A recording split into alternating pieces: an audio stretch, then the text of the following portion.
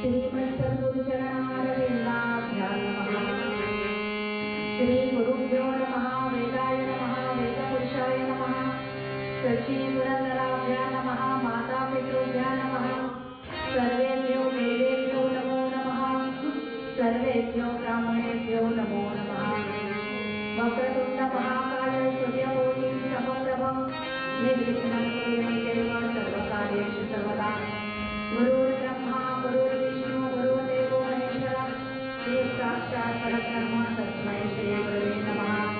या कुन्देन्दुतुषारहारधवला या शुभ्रवस्त्रावृता या नीलाम्बरदण्डमण्डितकरा या श्वेतपद्मासना या ब्रह्मादिशङ्करप्रभृतिः देवैः सदा वैदिका सामान्यपादु सरस्वती भगवती निःशेषजाड्यापहा आपदापहर्तारं दातारं सर्वसुखदां लोकाभिरामं श्रीरामं भूयो भूयो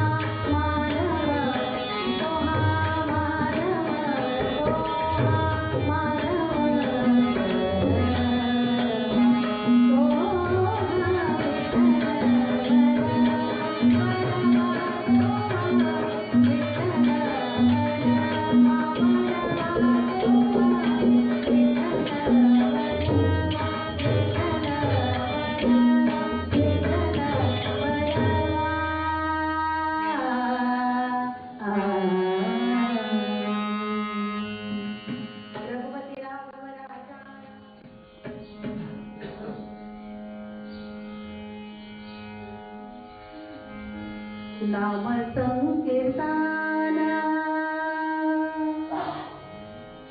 साधन पैसोपे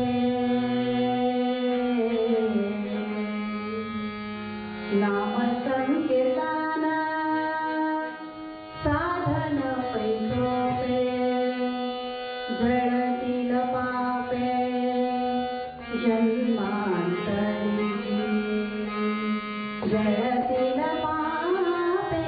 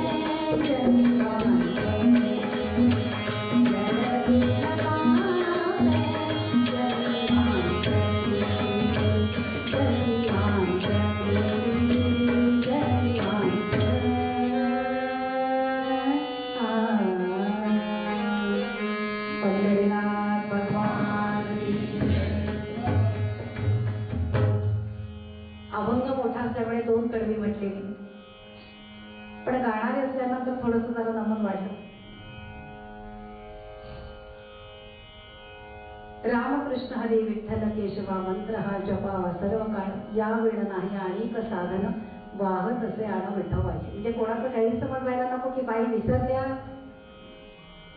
की बाईच्या कडवी लक्षात राहिली असं व्हायला.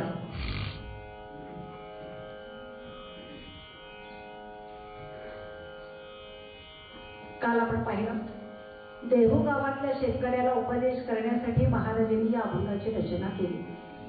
प्रपंच करत असताना कळत न कळत आपल्या हातून काही पापकर्म घडत असतात, मुद्दाम कोणी करत नाही. पण त्या पापातून मुक्त होण्याचा मार्ग एकमेव म्हणजे नामसंकीर्तन साधन पैसोपे जळतील पापे जन्मांतरीचे.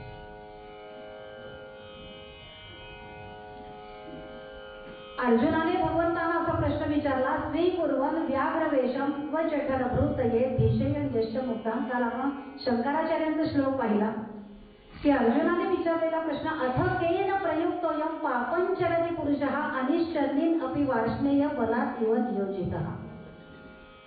असं काय कारण घडतं की इच्छा नसताना देखील मनुष्य पापकर्माकडे खेचला जातो.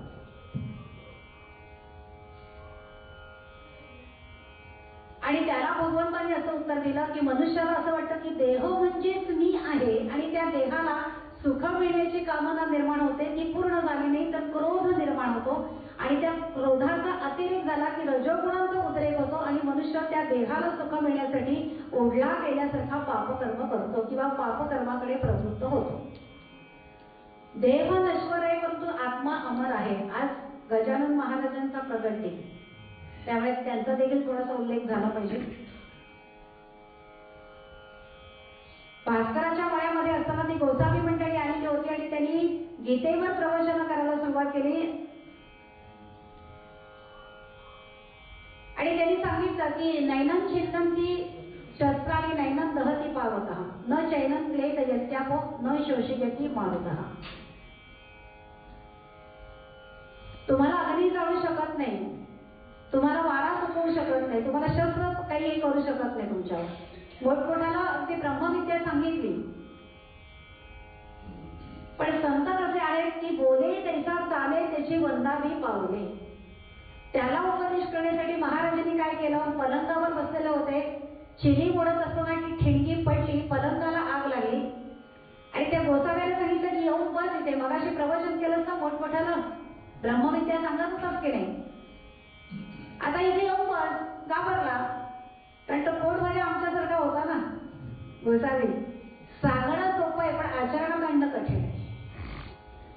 काही लोक म्हणतात बोले तिथं चाले म्हणजे चालता चालता बोले, असा त्याचा अर्थ नाहीये. ज्याप्रमाणे बोलणं त्याप्रमाणे आचरण. बोले तैसा चाले त्याची वंदावी पावले. संतांनी जो चमत्कार केला हा फक्त चमत्कार म्हणजे काही लोकांना दाखवण्यासाठी नाही, तर कुठली तरी अज्ञात शक्ती या जगतामध्ये आहे आणि तेवढी त्यांची साधना झालेली होती, त्याची चुणूक दाखवण्यासाठी हे चमत्कार केले की देह नश्वर आहे परंतु आत्मा अमर आहे. काल आपण एक उदाहरण पाहिलं शंकराचार्यांचं श्लोक की स्त्री कुर्वन व्याघ्र वेशम स्वजठरभृत ये भीषयण यश मुक्तां. मत वा स्त्री वेशधारी स्त्रियामिती कृते किम नटो भर्तृइच्छां. दुसरा दृष्टांत. पूर्वीच्या काळी बघा संगीत नाटकं असायची, म्हणजे अजूनही आहेत, नाही असं नाही. मध्यंतरी जरा संगीत नाटकांना दिवस बरे नव्हते, पण कट्यार काळजात गोष्टी सिनेमा आणि पुन्हा संगीत नाटकांना दिवस चांगले आहेत. जे तरुण पिढी पुन्हा शास्त्रीय संगीताकडे वळेल, थोडक्यात सांगायचं म्हणजे. पण पूर्वीच्या काळी संगीत नाटक प्रेमी लोक सगळी आणि खेडेगावामध्ये जे नाटकाचे प्रयोग जायचे, 2-2, 3-3 वेगवेगळे प्रयोग घेऊन ही मंडळी जायची नाटक कंपनीवाली. आणि त्या काळामध्ये स्त्रिया नाटकामध्ये काम करत नसत. स्त्रियांनी नाटकात किंवा सिनेमामध्ये काम करायचं म्हणजे ते फार पापकर्म समजलं जायचं. तो काळ वेगळा होता. मग स्त्रियांची भूमिका पुरुषच करायचे. आणि आमच्या महाराष्ट्रातलं सगळ्यात मोठं उदाहरण म्हणजे बालगंधर्व. असंच एका गावामध्ये संगीत शारदा नाटक आलेलं होतं आणि त्या नाटकाचा प्रयोग चालू झाला. त्या गावचा पाटील नाटक बघण्यासाठी येऊन बसलेला होता आणि त्या संगीत शारदा नाटकामध्ये गाणं आहे की कधी करीशी लग्न माझे तुझं ठावे.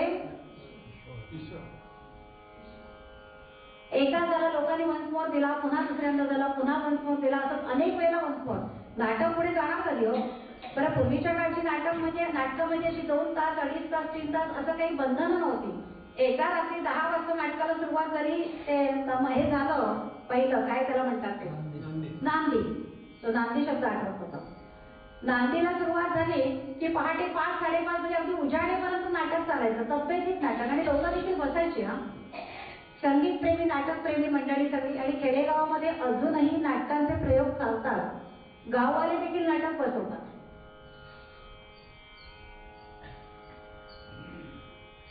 आणि रात्रभर नाटक रंगला. तो गावचा पाटील नाटक बघण्यासाठी आलेला आणि नाटक संपल्यानंतर नाटकाचा पडदा पडल्यानंतर तो पाटील त्या कंपनीचा जो मॅनेजर होता, नाटक कंपनीचा मॅनेजर, त्याला जाऊन भेटला आणि म्हणाला की मगाशी ती शारदा तुमच्या नाटकातली म्हणत होती ना, कधी करीशी लग्न माझे तुझं ठावे ईश्वरा, मी तिच्याशी लग्न करायला तयार. तुमच्या त्या शारदाला बोलून आणा. त्या कंपनीच्या मॅनेजरने शारदाला हाक मारली. शारदा कसली शारदी असतो, मेकअप वगैरे उतरवून ठेवलेला आणि इथं बनियान आहे ते अशी हाफ चड्डी. आला तो बाहेर. अहो ही नव्हे शारदा तुमची, हीच शारदा. स्त्रीची भूमिका शारदेची भूमिका करणारा मुळात कोण होता? माणूसच होता, मनुष्य होता, पुरुष होता. पण नाटकामध्ये स्त्रीचा पार्ट करतोय. स्त्रियांसारखं लाजणं, मुरडणं, हसणं, बोलणं त्या भूमिकेशी एकरूप झालेला आहे. त्या पाटलाला देखील कळलं नाही की हा पुरुष आहे. त्याला असं वाटलं की ही स्त्रीच आहे. आणि त्यांनी लग्नाची ऑफर दिली की मी तिच्याशी लग्न करायला तयार आहे. पण त्या शारदेची भूमिका करणारा तो जो नट, तो जो कोणी पुरुष होता, त्याला आनंद झाला असेल ना, त्याला चांगली ऑफर आली.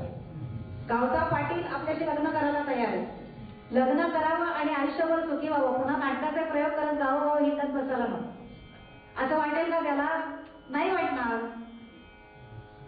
कितीही मोठी जरी ऑफर दिलेली असली त्या पाटलाने, तरी देखील तो पुरुष आहे, हा पुरुष आहे, त्या पुरुषाशी लग्न करून हा सुखी संसार करू शकतो का? कारण मनुष्याचे गुणधर्म माणसाचे म्हणजे पुरुषाचे गुणधर्म वेगळे आहेत आणि स्त्रीचे गुणधर्म वेगळे आहेत.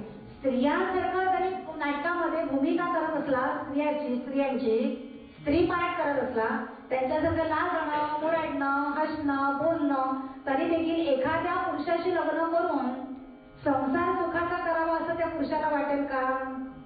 नाही. हे ज्याप्रमाणे तावत शारीरात्मा पृथक अनुभवतो देहतो यस्य साक्षी. शरीराचे गुणधर्म वेगळे आहेत आणि आत्म्याचे गुणधर्म वेगळे आहेत. पण भगवंत अर्जुनाला सांगतायत की अर्जुना, मनुष्याला असं वाटतं की देह म्हणजेच मी आहे. पण देह म्हणजेच मी आहे असं असताना आतला कोणीतरी वेगळा आहे.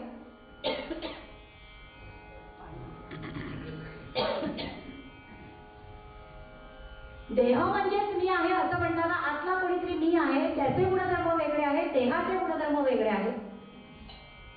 पण मनुष्य नेमकी इथेच गल्लत करतो आणि ते सुख मिळण्यासाठी, देहाला सुख मिळण्यासाठी ओढला गेल्यासारखा पापकर्माकडे प्रवृत्त होतो. कुठल्याही मार्गाने त्या देहाला सुख मिळालंच पाहिजे अशी त्याची कामना असते.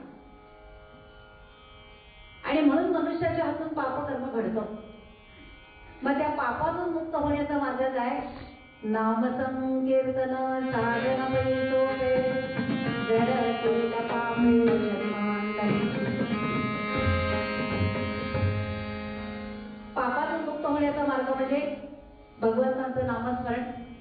पहिल्याच दिवशीच्या पूर्वरंगामध्ये सांगितलं होतं, स्मरण कशासाठी? मरणाची भीती नको याच्यासाठी स्मरण. नामाची सुरुवात जन्माला आल्यापासूनच होते बघा. ज्या वेळेला बालक जन्माला येतं त्यावेळेला त्या बालकाला कुठल्याही प्रकारचं नाव असतं का हो? नाव नसतं. मग त्याचं नामकरण विधी होईपर्यंत म्हणजे बालकं होईपर्यंत आपण त्या बाळाला टोपण नावाने हाक मारत असतो. पण एकदा का पाण्यात घातलं, बालकं केलं, त्याचं नाव ठेवलं त्या मुलाचं किंवा मुलीचं, की त्या नावाने ते ओळखायला लागतं या जगतामध्ये. स्त्रियांना आयुष्यामध्ये 2दा नाव बदलण्याची मुभा असते. एकदा वडिलांनी ठेवलेलं आणि लग्न झाल्यानंतर यजमानांनी ठेवलेलं. लग्नासारखे 2-2.5 तासांचे जे काही असतील ते संस्कार, लग्नविधी, पण त्या 2-2.5 तासांचे संस्कार त्या मुलीवर झाल्यानंतर तिच्या जीवनामध्ये किती अमूलाग्र बदल होतो. आतापर्यंत माहेरी असताना ती आपल्या नावासमोर वडिलांचं नाव आणि त्यांचं आडनाव लावत असते, पण लग्नासारखे ते 2-2.5 तासांचे संस्कार झाल्यानंतर त्या दिवसापासून ती मुलगी आपल्या नावासमोर आपल्या यजमानांचं नाव आणि त्यांचं आडनाव लावायला सुरुवात करते. पण व्यावहारिक फायदा किती आहे, नावात बदल झाल्यानंतर किंवा आपल्या नावासमोर आपल्या यजमानांचं नाव लावल्यानंतर ती मुलगी त्याची अर्धांगिनी बनलेली असते, त्याची अर्ध्या इस्टेटीची मालकीण होते. आणि यदाकदाचित जर का तिच्या अगोदर तिच्या यजमानांचं निधन झालं तर त्यांच्या संपूर्ण इस्टेटीची ती मालकीण होते. हे साधं व्यावहारिक उदाहरण. मग मला सांगा की सातत्याने आपल्या नावाबरोबर त्या भगवंतांचं नाव जोडत राहिलो किंवा त्यांचं नाव घेत राहिलो तर त्यांची दैवी संपत्ती आपल्या नावावर झाल्याशिवाय राहील.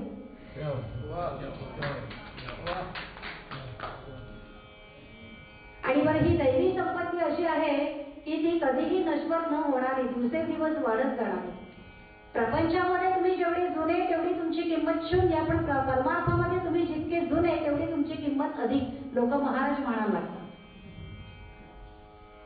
ज्ञानोत्तर भक्ती वाढते, ज्ञानोत्तर उपासना वाढते. ज्ञानोत्तर उपासना वाढल्यानंतर, नामस्मरण वाढल्यानंतर एक प्रकारचं तेज आपल्या चेहऱ्यावर येतं. हा नामस्मरणाचा प्रभाव आहे. भगवंतांची दैवी संपत्ती आपल्या नावावर होते आणि ती जन्मोजन्मीसाठी पुरणारी असते. या जन्मात मिळाली म्हणजे पुढल्या जन्मात नाही असं नाही, जन्मजन्मांतरीसाठी. नामाचा केवढा फायदा आहे. आमच्या मुंबईमध्ये मी परवा सांगितलं, 2-4 दिवसापूर्वीच्या पूर्वरंगामध्ये सांगितलं की आमचं जीवन हे सगळं लोकलवर आहे. लोकल ही आमची लाईन आहे. पूर्वीच्या काळी 9 डब्यांच्या गाड्या होत्या, नंतर 12 डब्यांच्या झाल्या, नंतर 15 डब्यांच्या झाल्या, आता डबल डेकर सुद्धा होते. तरी देखील गर्दी काही कमी होणार नाही. जेवढ्या गाड्या वाढतील तेवढी गर्दी वाढतच जाणार. परमार्थामध्ये भगवंतांपर्यंत पोहोचण्याचे वेगवेगळे मार्ग आहेत, पण नामस्मरण रूपी फलाटावर उतरल्याशिवाय देवरूपी घरी जाता येत नाही. हे आता मी सांगितलंय की माझ्या लक्षात नाहीये, पण परत एकदा सांगते. ज्याप्रमाणे 15 डबे म्हणजे गाड्यांचे डबे वाढवले, गाडीची गती एकच आहे परंतु स्थिती वेगवेगळी आहे. बायकांसाठी डबे वेगळे, पुरुषांसाठी वेगळे, फर्स्ट क्लासचे डबे वेगळे, सेकंड क्लासचे डबे वेगळे, अपंगांसाठी डबा वेगळा, मोटरमनची केबिन वेगळी, गार्डची केबिन वेगळी. गाडीची गती एकच आहे परंतु स्थिती वेगवेगळी आहे. फर्स्ट क्लास वाल्यांसाठी चौपट तिकिटाचा दर किंवा पासाचा दर, सेकंड क्लास वाल्यांसाठी जरा कमी. प्रत्येकाचे दर वेगवेगळे ठरलेले आहेत.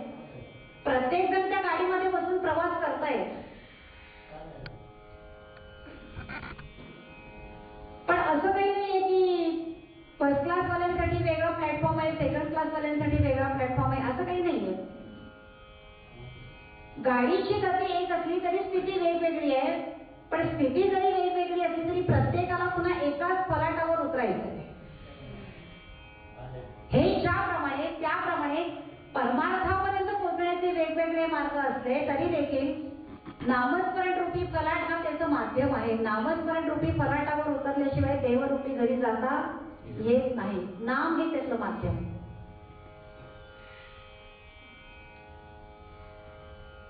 नावामध्ये बदल केल्यानंतर जर का एवढा फरक होतो किंवा पडतो व्यावहारिक जीवनामध्ये. एक बाई शाळेमध्ये गेल्या मुलाचं नाव दाखल करण्यासाठी आणि ते फॉर्म भरून देत असताना त्या प्रिन्सिपलनी सांगितलं की सगळा फॉर्म भरून द्या, जे काही ऍडमिशन वगैरे, ऍडमिशन फी वगैरे जे काही असेल ते डोनेशन जे काही असेल ते भरा सगळं. आणि फॉर्म भरत असताना तिच्या असं लक्षात आलं की पूर्ण नाव मुलाचं लिहायचंय, पण तिने विचार केला की ह्याचे वडील परदेशामध्ये असतात, वर्षातून एकदा कधीतरी 1-2 महिन्यासाठी येणार. पालकत्व या नात्याने मुलाच्या प्रगती पुस्तकावर आपल्याला सही करायचे. मुलाला जन्म मी दिला, वेदना मी सहन केल्या, मुलाला लहानाचं मोठं मलाच करायची जबाबदारी घेऊन. मग जर का त्या लावलं तर काय बिघडलं? हल्ली फॅशन आली आहे. हल्लीच्या मुली लग्न झाल्यानंतर सुद्धा पहिल्यांदा आपलं आडनाव माहेरचं आणि नंतर सासरचं आडनाव. हल्ली फॅशनच झाले. काही मुली तर आडनाव बदलत पण नाही, नाव पण नाही आणि आडनाव पण नाही, त्याच नावाने. कारण अगोदरचं आधार कार्ड असतं, पॅन कार्ड असतं, तेच कंटिन्यू चालू. काय एक एक वेगवेगळ्या चला. आणि त्या बाईने विचारलं त्या प्रिन्सिपॉलला की मीच त्याचं पालकत्व करणार आहे, तर त्या मुलाच्या नावासमोर माझं नाव आणि आडनाव लावलं तर चालेल का? सर म्हणाले आम्हाला काहीच हरकत नाही, तुम्ही फी वेळच्या वेळेला भरणार, डोनेशन देणार, आमची काहीच हरकत नाही. पण संभाव्य धोका एक मी तुम्हाला सांगून ठेवतो की तुमचं नाव आणि आडनाव लावायला हरकत नाही मुलाच्या नावासमोर, पण यदा कदाचित असं होऊ नये. पण जर का त्याच्या वडिलांचं काही कमी जास्त झालं तर त्यांची संपत्ती सहजासहजी याला मिळेलच असं काही सांगता येत नाही. त्याच्यासाठी तुम्हाला खूप खटपटी लटपटी करायला लागतील. हे जर तुम्हाला चालणार असेल तर तुमचं नाव लावा, नाहीतर सरळ त्याच्या नावासमोर वडिलांचं नाव आणि आडनाव लावा. बाई म्हणाल्या नको, त्यांचं नाव आणि आडनाव लावते. पंढरीनाथ भगवान की. नामाला महत्व आहे. नामी परमात्म्यापेक्षा परमेश्वराच्या नामस्मरणामध्ये महत्व जास्त आहे. आपण ज्या वेळेला कुठे बाहेर गावी जातो 4-8 दिवसांसाठी, त्यावेळेला काय आपल्या घरातले सगळे देव आपल्या बरोबर घेऊन आपण काय फिरत नसतो. देवघरातच असतात. पण भगवंतांचं नाम असं आहे की ते आपण आपल्या बरोबर कुठेही घेऊन जाऊ शकतो जगाच्या पाठीवर. आता रस्त्याने जाताना जर का तुम्ही जप करत गेलात तर कोणी तुम्हाला आठवणार आहे का की तुम्ही रस्त्यात का जप करताय? अखंड चालूच असतं की नाही, मनात आवर्तन चालू असतात की नाही. अगदी माळ घेऊन आपण काही जप करत रस्त्याने जाणार नाही, पण मनातल्या मनात ते चालू असतं की नाही. ते कुठेही घ्यावं. नामी परमात्म्यापेक्षा परमेश्वराच्या नामस्मरणामध्ये महत्व जास्त आहे. ज्या वेळेला रावणाशी युद्ध झालं रामांचं, सेतुबंधनाचं काम चालू होतं. पण मला सांगा की तो जो सेतू बांधला गेला तो रामामुळे बांधला गेला की रामनामामुळे बांधला गेला?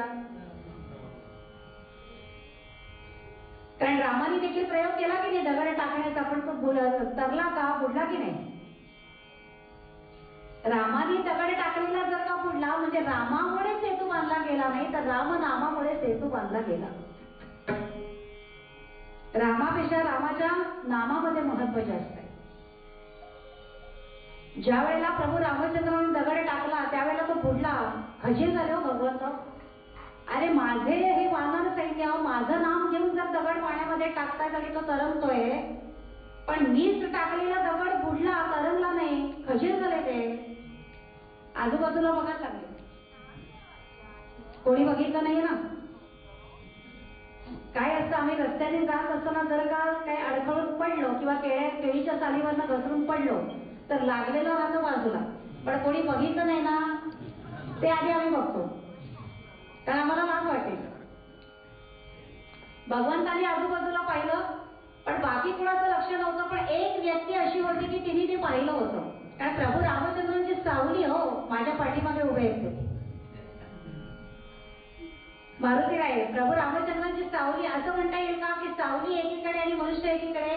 मनुष्यामध्ये सावली समाविष्ट. आता कॉम्प्युटरद्वारे सगळं वेगळं करता येतं ही गोष्ट वेगळी. त्याप्रमाणे मारुतीराय म्हणजे प्रभू रामचंद्रांची सावली मारुतीरायांनी बघितलं होतं. मारुतीराय हळूच झाले की भगवंतांनी बघितलंय बरं, भगवंत खजील झाले. पण म्हणजे खजील होण्याचं काही कारण नाही. तुम्ही टाकलेला दगड तो बुडणारच हो, तो तरंगणार कसा? भगवंतांनी ज्याला दूर लोटलं किंवा बाजूला केलं तो बुडणारच या संसाररूपी सागरामध्ये. पण भगवंतांनी ज्याला जवळ केलं तो या संसाररूपी भवसागरातून तरून जाईल की नाही? त्यामुळे तो दगड बुडला हे बरोबरच आहे, तो तरंगणार नाहीच आहे. नामी परमात्म्यापेक्षा परमेश्वराच्या नामस्मरणामध्ये महत्व जास्त. रावणाची कथा आपल्याला माहिती आहे की नाही? ज्या वेळेला सेतुबंधन चालू होतं आणि रामाचं नाव घेऊन ज्या वेळेला दगड पाण्यामध्ये टाकले जात होते त्यावेळेला ते दगड तरंगत होते. ही बातमी आता समुद्र इकडे पण आहे आणि तिकडे पण आहे. लंकेमध्ये ही बातमी जाऊन पोहोचली आणि रावणाच्या सैन्यामध्ये एक कुजबूज सुरू झाली राक्षस सैन्यामध्ये. की राम किती किती मोठा, राम किती मोठा. रामाचं नाम घेऊन दगड पाण्यामध्ये टाकतात आणि दगड तरंगतायत. म्हणजे रामाचा अधिकार केवढा आहे.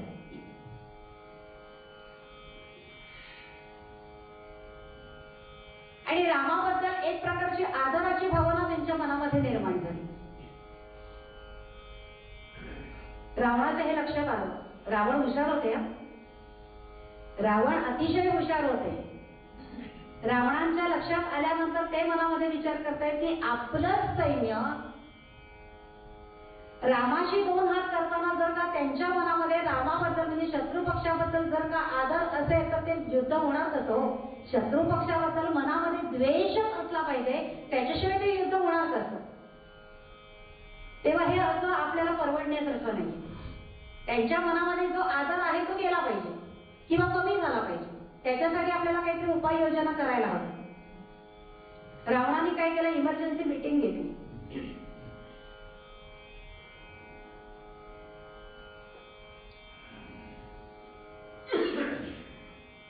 रावणाने इमर्जन्सी मीटिंग घेतली. सगळ्या राक्षस सैन्याला बोलवलं आणि सांगितलं की जसं रामांच्या नावाने दगड टाकल्यानंतर ते दगड तरंगतात, तसं माझं नाव घेऊन जरी तुम्ही पाण्यामध्ये दगड टाकला तरी तो तरंगेल. काय म्हणता, होतं? ठीक आहे. मग चला आपण समुद्रावर जाऊया, प्रात्यक्षिक करून बघूया. सगळेजण समुद्रावर आले आणि प्रत्येक जण आपापल्या त्या शक्तीप्रमाणे एक एक दगड उचलायला लागले. तर राक्षसांची शक्ती म्हणजे काय हो. तो रावण म्हणाला आपल्याला काही सेतू बितू बांधायचा नाहीये, आपल्याला फक्त काय बघायचंय, दगड तरंगतोय की नाही तरंगत, एवढंच आपल्याला बघायचं. एक टाकला काय नाही अनेक टाकले काय. एकानेच कोणीतरी दगड घेऊन या. एक राक्षस दगड घेऊन आला. रावण त्या दगडाजवळ खाली वाकला आणि हळूच काहीतरी फुटफुटला आणि सांगितलं की आता दगड टाका. रावणाचं नाव घेत आणि दगड पाण्यामध्ये टाकला आणि काय झालं, दगड तरंगला. रावण महाराज की जय. त्या सगळ्यांना समजलं की राम जितके मोठे जेवढे अधिकारी आहेत त्याच्या तेवढेच अधिकारी आपले रावण महाराज देखील आहेत. बस रावणाला एवढंच हवं, त्याचा हेतू साध्य झाला. पण ही बातमी मंदोदरीपर्यंत जाऊन पोहोचली. आता अर्थात प्रत्येक बायकोला माहिती असतं की आपल्या नवऱ्याची झेप कुठपर्यंत. राघव नका. मंदोदरीला माहिती होतं की काहीतरी याच्यामध्ये आहे. रात्रीच्या वेळेला रावण महालामध्ये आल्यानंतर मंदोदरीने विचारलं, का हो म्हणे मी ऐकलं ते खरं आहे का. काय, तुमच्या नावाने दगड टाकला आणि तो तरंगला. हो, मग माझ्या काय कर्तृत्वाबद्दल तुला काही शंका येत नाही. तुमच्या कर्तृत्वाबद्दल मला जराही शंका नाही. ज्या वेळेला रामाच्या सीतेला पळवून आणलं तेव्हा तुमचं कर्तृत्व समजलं. पण हे झालं कसं ते तरी मला कळू दे. झालं काय असेल ते सांगा मला. तो काही सांगायला तयार नाही, कारण बायकांच्या तोंडात तीळ भिजत नाही त्याला माहिती होतं. धर्मराजाने कुंतीला दिलेला शाप आहे. ती म्हणते सांगा, तो काही सांगायला तयार नाही. ती म्हणजे सांगा ना गडे, सांगा ना गडे म्हटल्यानंतर गडी घडवायला. बरं, बायकांना माहिती असतं की आपल्या यजमानांच्या मनातलं कसं काढून घ्यायचं, त्यांना बरोबर माहिती असतं. त्या दिवशी तिने नेमके त्याला आवडणारेच पदार्थ केले होते. प्रेमाची सुरुवात इथूनच होते पहिले. रावण म्हणाला की मी तुला सांगेन, पण तू कोणाला सांगायचं. मी कोणालाही सांगणार नाही, फक्त वीरकरबाईंना सांगेन. म्हणजे त्या वीरकरच सांगतील. कसं घडलंय काही नाही. म्हणजे माझ्या सैन्यामध्ये रामाबद्दल आदराची भावना निर्माण झालेली होती. पुढे आपल्याला युद्ध करायचंय, तेव्हा शत्रू पक्षाबद्दल आदर असून उपयोग नाही, त्याच्याबद्दल द्वेषच असला पाहिजे, त्याच्याशिवाय हे युद्ध होणार कसं. बरं, तेच कळलं मला सगळं. पण तो दगड तरंगला कसा ते सांगा. काही नाही का, मी काय केलं, तो दगड माझ्याजवळ आणल्यानंतर मी हळूच फुटफुटलो त्या दगडाला की तू जर का बुडलास तर तुला रामाची शपथ आहे, तुला तरंगायलाच हवं.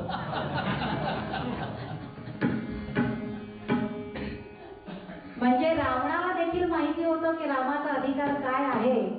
त्याला देखील रामनामाचाच आधार घ्यावा लागला, तर तिथे तुमच्या आमच्या सारख्यांचं काय. रावणाने देखील त्या दगडाला की तू जर का बुडलास तर तुला रामाची शपथ आहे, तुला तरंगायला हवं आणि दगड तरंगला जे त्याला देखील रामनामाचा आधार घ्यावा लागला. मग आपल्यासारख्यांचं काय, नामी परमात्म्यापेक्षा परमेश्वराच्या नामस्मरणामध्ये महत्व जास्त आहे. एक आणखीन एक दृष्टांत सांगते सिद्धांत पक्का होण्यासाठी आणि पूर्वरंग आठवतो. कालिदास आपल्याला सगळ्यांना माहिती आहे, भोजराजाच्या दरबारामध्ये नोकरीला होते आणि बरेच दिवस नोकरी केल्यानंतर काही रजा मिळेल ना, तो कंटाळ येतो. शेवटी माणूस आहे ना, कधीतरी सुट्टी हवी की नको, विश्रांती हवी की नको. शेवटी कालिदासांनी काय केलं, एक दिवस रजेचा अर्ज परस्पर पाठवून दिला राजाकडे आणि सांगितलं की मी विश्रांतीसाठी अज्ञात स्थळी जातोय. कुठे जातोय वगैरे ते काही लिहिलं नाही. एक 8 दिवस मी रजेवर जातोय, 8 दिवसानंतर मी पुन्हा कामावर येईल, अर्ज पाठवून दिला वित्त. आणि ही बातमी बाजूच्या राज्यात राहणाऱ्या एका पंडिताला कळली. तो मनामध्ये विचार करतो की कालिदास जोपर्यंत महाराजांकडे आहे, भोजराजाच्या दरबारामध्ये आहे, तोपर्यंत आपल्याला दरबारात शिरकाव करण्याची कुठलीही संधी मिळणार नाही. कारण कालिदास म्हणजे एवढे विद्वान होते, पण अनायसे ते रजेवर गेलेले आहेत. ही नामी संधी आहे दरबारात शिरकाव करण्याची. एकदा का शिरकाव झाला की काही राजा पुन्हा आपल्याला नोकरीवरनं काढून टाकणार नाही. त्या संधीचा आपण उपयोग करून घ्यायचा असं ठरवून तो विद्वान राजाला येऊन भेटला आणि सांगितलं की आपल्याकडे मला विद्वत सभा घ्यायची. राजाला मोठा पेच प्रसंग पडला की अरे कालिदास तर रजेवर गेलेत आणि याला विद्वत सभा घ्यायची, आता याच्याबरोबर विद्वत सभेला बसवायचं कोणाला. बरं दुसरा कोणीच विद्वान नव्हता दरबारामध्ये. कालिदास कुठे गेलेत हे माहिती असतं तर त्यांना बोलावून तरी आणता आलं असतं की 2 दिवसासाठी या परत जा रजेवर, पण तेही नव्हती शक्यता, कारण कुठे गेले ते माहिती नव्हतं. पण राजाने थेट नाही म्हणून सांगितलं नाही. त्यांनी सांगितलं की तुम्ही उद्या मला येऊन भेटा, मी तुम्हाला सांगतो. तो विद्वान निघून गेला आणि राजा विचार करत बसला की आता काय करायचं. उद्या तो विद्वान येऊन भेटणार, त्याला काय सांगायचं. आणि त्याच वेळेला त्या राजवाड्याच्या समोरून एक गंगूतेली नावाचा त्याच नगरीमध्ये राहणारा एक सद्गृहस्थ तो वाड्याच्या समोरून चालला होता. त्यांनी पाहिलं की महाराज काहीतरी चिंता करतायत, काहीतरी विचारात आहेत. आता एवढे मोठे महाराज आणि त्यांना कसले आले चिंता, त्यांना कसले आले विचार, त्याचं कुतूहल जागृत झालं. तो आतमध्ये आला, महाराजांना नमस्कार केला आणि विचारलं की महाराज कसले विचारात आले एवढे, काय झालंय. ए बाबा तू जा ना आपल्या मार्गाने, मला जरा विचार करू दे, कशाला मला त्रास देतोय. अहो सांगा तर खरं, माझ्याकडनं काही मदत हवी असेल तर तरी मी तुम्हाला, जमली तर. तू काय मला मदत करणार, तू जा ना, अहो सांगा तर खरं. शेवटी भोजराजाने सांगितलं की असं असं बाजूच्या राज्यातले एक विद्वान आला होता, त्याला विद्वत सभा घ्यायची, पण कालिदास रजेवर गेले, त्याच्याबरोबर विद्वत सभेला बसवायचं कोणाला याचा विचार करतो. हात तिच्या एवढंच ना, तो कधी येणार आहे तुम्हाला भेटायला, उद्या. मग तो ग्रहस्थ आल्यानंतर त्याला सांगा की तुमच्या बरोबर कालिदासांचे गुरु विद्वत सभेला बसणार. ए बाबा कालिदासांचंच पत्ता नाही त्यांचे गुरु, आणि मी सुद्धा अजून कधी कालिदासांच्या गुरुंना पाहिलं नाही.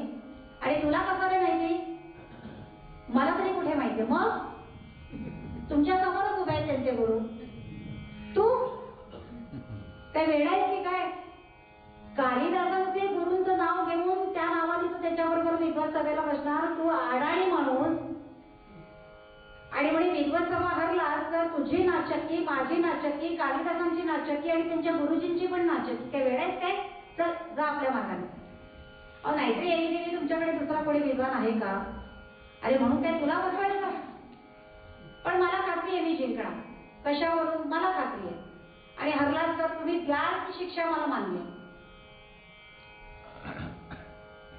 तो राजा मनामध्ये विचार करतोय की हा एवढं खात्रीपूर्वक सांगतोय की एक संधी देऊन बघायला हरकत नाही, पण हरलास तर बघा, मला माहिती ना मी हरणारच नाही, मी जिंकणार. मी जिंकलो तर तुम्ही मला काय द्या, तू मागशील ते दे, पण हरलास तर तुझं काही खरं नाही. चालेल म्हणे, पण एक काम कर, ही आता जे काही आहे हे फक्त आपल्या दोघांमध्येच राहू दे, बाकी कोणाला कळता कामा नये की तू खोटा गुरु आहे. कारण अजून कोणी कालिदासांच्या गुरूंना पाहिलेलं नाही, त्यामुळे हे जे काही आहे हे फक्त आपल्यामध्येच राहील, बाकी कोणाला कळत नाही. नाही म्हणे, कोणालाही कळणार नाही, फक्त आपल्या दोघांना. दुसऱ्या दिवशी तो विद्वान आल्यानंतर भोजराजा सांगतात की एक कालिदासांचे गुरु तुमच्या बरोबर विद्वत सभेला बसणार. तो कुठल्या हेतूने आलेला असतो की कालिदास नाहीये, म्हणजे दरबारात शिरकाव करण्याची ही नामी संधी आहे, पण कालिदासांचे गुरु आपल्याबरोबर विद्वत सभेला बसणार म्हटल्यानंतर तो तिथल्या तिथेच गर्भगडीत होतो की आता आपलं काही खरं नाही. कालिदास जर विद्वान तर त्यांचे गुरु म्हणजे महाविद्वान. नावाला काही महत्व आहे की नाही. ज्या वेळेला आपण एखादं काम करण्यासाठी सरकारी कचेरीमध्ये जातो, एखाद्या मोठ्या व्यक्तीचं नावाने आपली कामं होतात की नाही. नावाला महत्व आहे की नाही. पण आता आपणच आवाहन केलंय म्हटल्यानंतर आपल्याला तर नाही म्हणता येत नाही. ठीक आहे म्हणे कधी लगेच उद्याच विद्वत सभा घ्यायची. त्या दिवशी संपूर्ण नगरीमध्ये दवंडी पिटवली जाते की कालिदासांचे गुरु आणि बाजूच्या राज्याचा जो काही विद्वान त्याचं जे काही नाव असेल या दोघांची विद्वत सभा होणार आहे, चर्चासत्र होणार आहे. कालिदासांच्या गुरूंना कधीही कोणी पाहिलेलं नसतं. कालिदासांच्या गुरूंबरोबर हा विद्वान विद्वत सभा घेणार म्हटल्यानंतर लोकांचं कुतूहल जागृत होतं. सगळेजण ते विद्वत सभेची जे काही वेळ ठरलेली असेल त्याच्या अगोदर 1 तास तिथे येऊन सगळे बसतात. बाहेर सगळे पटांगणात दरबारामध्ये सीसीटीव्ही कॅमेरे लावतात, पडदे लावतात बाहेरच्या लोकांना दिसावं याच्यासाठी. ही तुडुंब गर्दी. प्रत्येकाची आसनं ठरलेली, प्रत्येक जण आपापल्या आसनावर येऊन बसतं. सगळेजण दरबारामध्ये हजर असतात. तो विद्वान त्याला बसायला दिलेलं आसन कालिदासांच्या गुरूंचं आसन वेगळं आणि सगळे येऊन स्थानापन्न झाल्यानंतर मग आणि डॉक्टर काशीनाथ घाणेकर माहिती की नाही सिनेमा आला होता. आणीच्या नंतर नावाला महत्व आहे की नाही. त्याप्रमाणे या तथाकथित गुरूंचं म्हणजे त्या गंगूतेलेचं दरबारामध्ये आगमन होतं. 4 सेवक पुढे 4 सेवक मागे, पांढऱ्या शुभ्र धोतर नेसलेले, बाराबंदी घातलेली ही भली मोठी पगडी, आतमध्ये काही नाही. पण असा काही पेहराव करून येतात की पाहणाऱ्याला वाटावं केवढे मोठे विद्वान. आणि दरबारामध्ये आगमन झाल्यानंतर आता ते सगळं नाटक रंगवायला हवं की नाही. तो राजा उठतो, त्यांना वाकून नमस्कार करतो, ते देखील आशीर्वादासाठी असा हात वर करतात आणि राजा स्वतः त्यांना त्यांच्या आसनावर बसवतात त्या गुरूंना. तो विद्वान उठतो, त्यांच्या पायांवर लोटांगण घालतो, नमस्कार करतो, त्यांनाही आशीर्वाद देतात आणि विद्वत सभेला सुरुवात करा म्हणून राजा आज्ञा देतो. तो बिचारा घाम पुसतोय तो विद्वान, काय आपलं काही खरं नाही. आता लोक आपापच पुसपुसतायत, काय याला वेळ लागलाय कालिदासांच्या गुरूंबरोबर विद्वत सभा, वेळ लागलाय बहुतेक याला. आणि तो विद्वान म्हणतो की करूया का विद्वत सभेला सुरुवात. कालिदासांचे गुरु सांगतात म्हणजे ते गंगूतेली सांगतात की तुम्ही मला प्रश्न विचारा, मी त्याची उत्तरं देतो. कारण ह्याला कुठे काही येत असतो.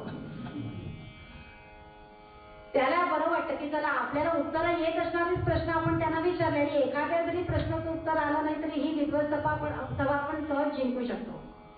त्याचं इकडचं इकडे येतं सगळं ओझं. तो म्हणतो ठीक आहे म्हणे मी तुम्हाला प्रश्न विचारेन, तुम्ही त्याची उत्तरं द्या, पण मी प्रश्न विचारताना बोलणार नाही. मी फक्त हात वारे करून मुक्यानेच तुम्हाला प्रश्न विचारणार, ते ओळखून तुम्ही त्याचप्रमाणे उत्तरं द्यायची. ठीक आहे जसं तुम्ही म्हणाल तसं.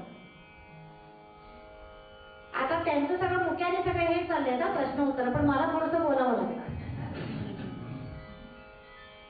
आपण कथेत रंगूया नको. आपल्याला काही विषय कुठून चालू झालाय. नामी परमात्म्यापेक्षा परमेश्वराच्या नामस्मरणामध्ये महत्व जास्त आहे. येथून आपला हा कथा ही दृष्टांत चालू झालाय. तो विद्वान पहिला प्रश्न विचारतो, तो एक बोट वरती करून त्या कालिदासांच्या तथाकथित गुरूंना दाखवतो. आता उत्तर अपेक्षित आहे त्यांच्यावर. ते काय करतात, 2 बोट वरती करून दाखवतात. तो विद्वान म्हणतो मला मिळालं उत्तर.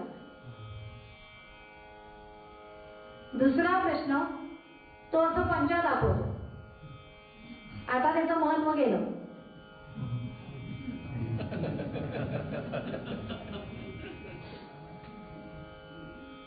आणि कालांतराने ते आपल्या भारताच्या नकाशावरूनच जाईल. पंढरीनाथ असं पंजा दाखवतो. त्याला उत्तर म्हणून कालिदासांचे गुरु काय करतात, मूठ वळवून दाखवतात. तिसरा प्रश्न तो अशी 7 बोटं दाखवतो. त्याला उत्तर म्हणून कालिदासांचे गुरु ती 7 बोटं आणि मध्ये अशी आडवी रेष काढून दाखवतात. कोणीच हे सगळं कोणीच चाललंय. चौथा प्रश्न त्याला उत्तर म्हणून कालिदासांचे गुरु काय करतात, दयाचं मडकं जे बरोबर आणलेलं असतं ते दाखवतात. तो विद्वान उठतो, त्यांच्या पायावर लोटांगण घालतो आणि सांगतो की ही विद्वान सभा मी हरलोय, मला सगळ्या प्रश्नांची उत्तरं मिळाली. राजा बघतच राहतो की हा चमत्कार झाला कसा. सगळेजण टाळ्यांच्या गजरामध्ये त्यांचं सगळ्यांचं त्या कालिदासांच्या गुरूंचं कौतुक करतात. पण सगळेजण म्हणतात की हे होणारच होतं, हा मूर्खपणे यांच्या बरोबर विद्वान सभा घेतो, हे होणारच होतं, ते विद्वानच, कालिदास विद्वान म्हणजे त्यांचे गुरु विद्वानच. पण तो विद्वान सांगतो की या हरण्यामध्ये सुद्धा एक प्रकारची शान आहे की इतक्या मोठ्या व्यक्तीबरोबर मला विद्वान सभा घेण्याची संधी मिळाली, त्यामुळे त्यांच्याबरोबर हरण्यात देखील एक प्रकारे आहे की नाही, मान आहे की नाही, कोणाबरोबर हरावं हे देखील ठरलेलं आहे की नाही. पंढरीनाथ भगवान काय. राजा आनंदी, विद्वान सभा संपते, तो विद्वान हा तो कालिदासांचे गुरु जिंकतात, ते होणारच होतं. आणि राजा म्हणतो की हे सगळं तुमचं मुख्याने झालं, पण मुळात आधी प्रश्न काय होते आणि उत्तरं काय होती हे जर आम्हाला समजली तर बरं होईल ना, आम्हाला देखील समजून दे ना प्रश्न उत्तरं काय होते. तो म्हणतो आता सांगायला हरकत नाही. आणि तो विद्वान आपल्या अकलेने सांगायला सुरुवात करतो की पहिला प्रश्न मी त्यांना 1 बोट वरती करून दाखवलं. प्रश्न माझा असा होता की जगामध्ये ब्रह्म एकच आहे. त्याला त्यांनी उत्तर म्हणून 2 बोटं वरती करून उत्तर दिलं की जगामध्ये ब्रह्म एकच नाहीये, त्याच्याबरोबर माया देखील आहे. ब्रह्म आणि माया, भगवंताने सृष्टीची निर्मिती केली. भगवंत थोडे जरा दमले, थकले, वागले, बसले शांतपणे. ज्या शक्तीला निर्माण केलेलं होतं ती शक्ती भगवंतांकडे आली आणि म्हणाले की मी थोडा पसारा वाढवूंगा. भगवंत म्हणाले वाढव. पण भगवंतांना कल्पना नव्हती की आपण दिलेल्या परवानगीचं एवढं स्वरूप प्राप्त होईल हे भगवंतांना तरी कुठे माहिती होतं.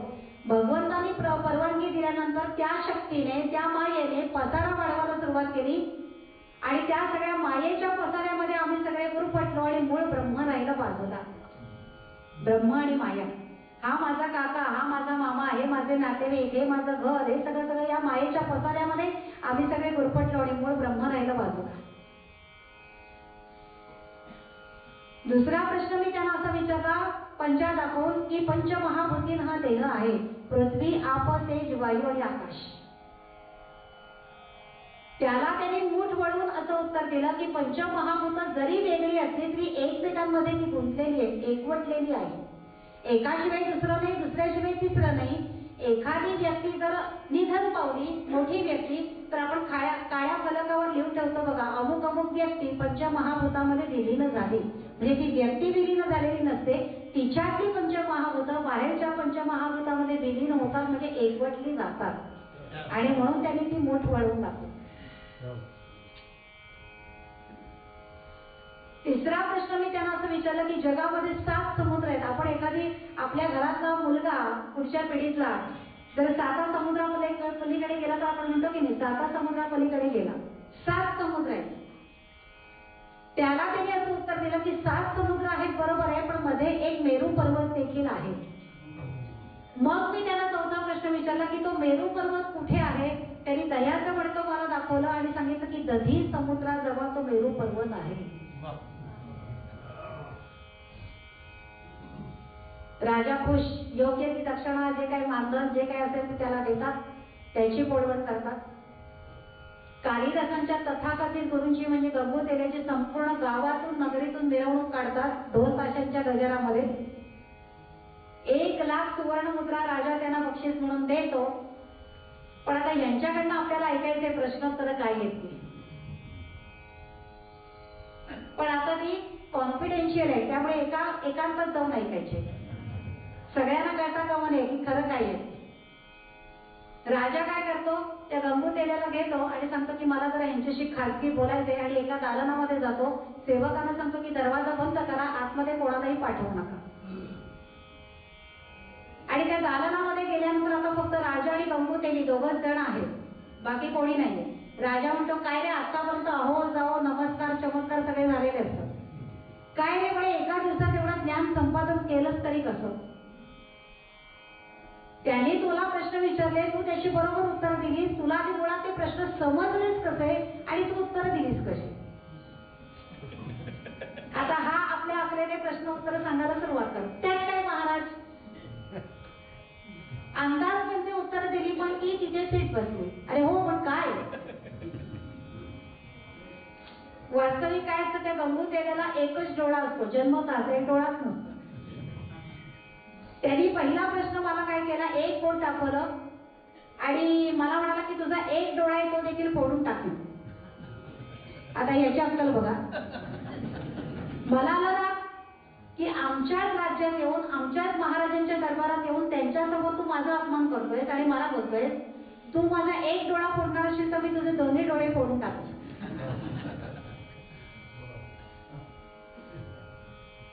त्यांनी मला पंजा दाखवला म्हणजे टकरा करण्याच्या उद्देशाने, पण मी काय कच्च्या गुरुचा चेहरा आहे आणि तुम्ही माझ्या पाठीशी असताना मला घाबरण्याचं कारण काय. तू जर मला एक टकरा मारणार असेल तर मी एका बुक्कीत तुला लोळेन. तिसरा प्रश्न त्यांनी मला असा विचारला, 7 बोटं दाखवून. आता त्याला कसं कळलं हे मला माहिती नाही हा महाराज, पण त्याला कळलं. काय कळलं, महाराज जरा स्पष्ट बोलतो म्हणून रागवू नका. आपल्या मराठीमध्ये अशी म्हण आहे की श्रीमंतांकडे पाहावं आणि गरिबाकडे खावं. आता इथे मी विद्वत सभेला येणार, किती वेळ बोलणार मला काही माहिती नाही. बरं आपल्याला भूक वगैरे सहन होत नाही, म्हणून मी त्या माझ्या बायकोला तिला सांगितलं की सकाळी पहाटे लवकर उठून मला दशम्या करून दे, भाकऱ्या करून दे. त्या माऊलीने पहाटे उठून 7 भाकऱ्या मला करून दिलेल्या होत्या, ती शिदोरी बरोबर आणलेली होती मी. आता हे त्याला कसं कळलं मला माहिती नाही. त्यांनी मला विचारलं 7 भाकऱ्या एकाच वेळेला खाता का. मी त्यांना म्हटलं की अर्ध्या भाकऱ्या दुपारी अर्ध्या भाकऱ्या रात्री. मग त्यांनी मला विचारलं कशाबरोबर खाता, मी त्यांना उत्तर दिलं दह्याबरोबर खातो. पण आता हा दृष्टांत एकीकडे जी नोट आणि एकीकडे तर्कशुद्ध म्हणजे बुद्धिमत्तेला थोडासा वाव देणारा अशा दोनही प्रकारचा आहे. पण ते सगळं सोडून द्या, पण आपल्याला ह्याच्यातून तात्पर्य काय घ्यायचंय की कालिदासांच्या गुरूंचं नाव घेऊन जर तो गंगू तेली उद्धरून जातो, तो भोजराजा उद्धरून जातो, पण कालिदासांचे गुरु म्हटल्यानंतर शंका घ्यायला काही जागाच नव्हती. कालिदास जर विद्वान तर त्यांचे गुरु म्हणजे महाविद्वानच. त्यांच्या नावाने जर हे दोघं जण उद्धरून जातात तर त्या कालिदासाला जन्माला घालणारा जगाचा कालिदास, त्याचं जर नाम जर आम्ही घेतलं तर आम्ही या संसाररूपी भवसागरातून तरून जाणार नाही का, उद्धरून जाणार नाही का, नक्कीच उद्धरून जाणार. आणि म्हणूनच मूळ पदामध्ये संत तुकाराम महाराजांनी सांगितल्याप्रमाणे नाम संकीर्तन